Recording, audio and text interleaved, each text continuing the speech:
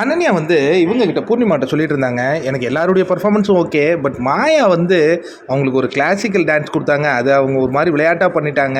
அப்படிங்கிற மாரி அனன்யா ஏன் பூர்ணிமாட்ட சொல்றாங்க? இந்த விஷயம் அங்க போகும்ன்னு சொல்றாங்களா என்னன்னு தெரியல. உடனே பூர்ணிமா சொல்றாங்க, அவங்களுக்கு வராதுங்க. கிளாசிக்கல் அவங்களுக்கு வராது. அதான் இப்ப என்ன கூட பெர்ஃபார்மன்ஸ்ல நடுவுல கூப்பிட்டாங்க. என்னாலயும் பெருசா அதில ஹெல்ப் பண்ண முடியல. அப்படிங்கிற ஒரு விஷயம் சொல்றாங்க. அதெல்லாம் ஓகேங்க. ஆனா என்னன்னா, எனக்கு ஒரு மாரி டிசப்பாயின்ட்மென்ட்டா இருக்கும்போது, இங்க தான் பூர்ணிமா சொல்றாங்க. நான் கூட யோசிச்சேன், பரதநாட்டியம் ஆட தெரியலனா கூட ஐஸ்வர்யா ராய் கேரக்டர் பண்ணியிருக்கலாம். அவங்க திரும்பி அந்த மஞ்சுளா கேரக்டருக்கே வந்துட்டாங்கங்க. நான் சொன்னேன்ல என்னுடைய ரிவ்யூல. கரெக்ட்டா அவங்க மஞ்சுளா மாரி தான் பண்ணிட்டு இருந்தாங்கன்ட்டு. கரெக்ட்டா அவங்களுடைய நண்பராகிய பூர்ணிமாவும் இத ரிஜிஸ்டர் பண்றாங்க இன்னைக்கு காலையில. அவங்கள பெர்ஃபார்ம் பண்ண சொன்னா, மஞ்சுளா கேரக்டர் தான் அவங்களால பண்ண முடியுது. பிக் பாஸ் வந்து தேவையில்லாத ஐஸ்வர்யா ராய் கெட்டப் குடுத்து, அவங்களுடைய பெர்ஃபார்மன்ஸ புல் டவுன் பண்ணிட்டாரோன்னு நான் நெனைக்கிறேன். அப்படிங்கிற மாரி சொல்றாங்க. புரியுதா இப்ப உண்ம?